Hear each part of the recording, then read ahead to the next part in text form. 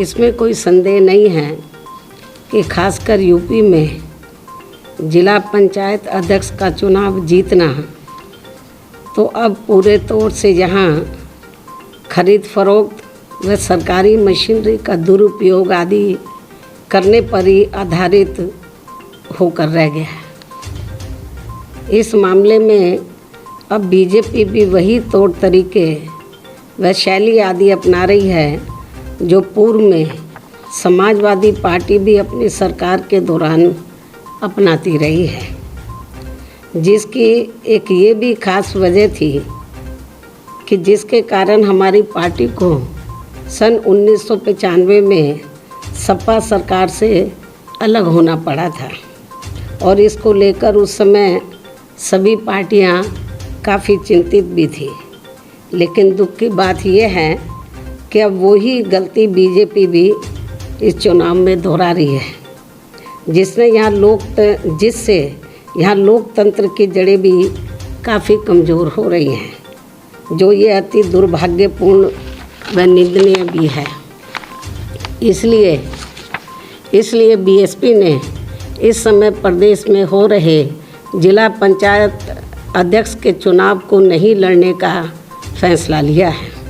और पार्टी के लोगों को ये निर्देशित किया है कि वे इस दौरान इस चुनाव में अपना समय व एनर्जी आदि लगाने की बजाय बल्कि अपना पूरा समय व ताकत अपनी पार्टी के संगठन को मजबूत बनाने तथा सर्व समाज में पार्टी के जनाधार को बढ़ाने के कार्यों पर ही लगाएं, तो ये ज़्यादा बेहतर होगा, ताकि इस बार यहाँ उत्तर प्रदेश में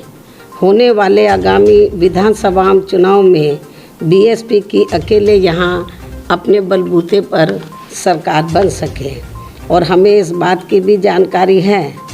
कि जब बीएसपी की यहाँ सरकार बन जाएगी तो तब प्रदेश के अधिकांश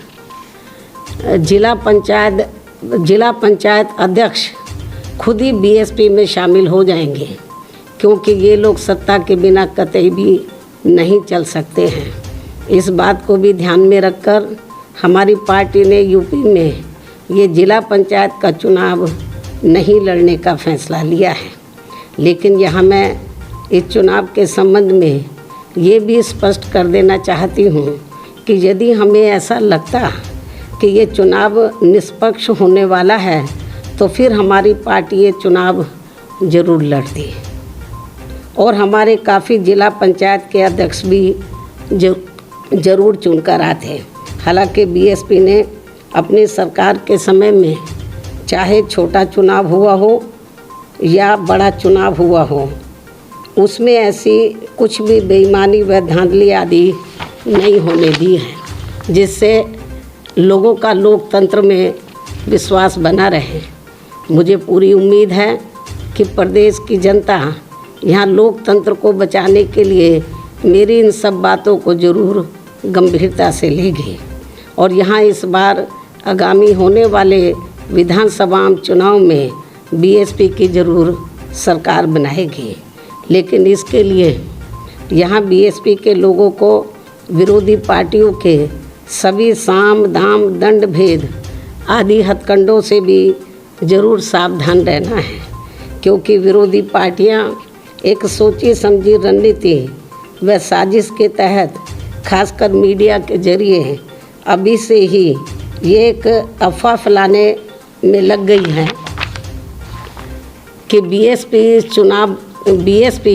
इस चुनाव की तैयारी के लिए जितनी सक्रिय होनी चाहिए उतनी नज़र नहीं आ रही है, ताकि पार्टी के लोगों का अभी से ही इस चुनाव में उत्साह कम हो जाए। जबकि उन्हें ये मालूम होना चाहिए कि कोरोना महामारी की पहली लहर के ढीले पड़ते ही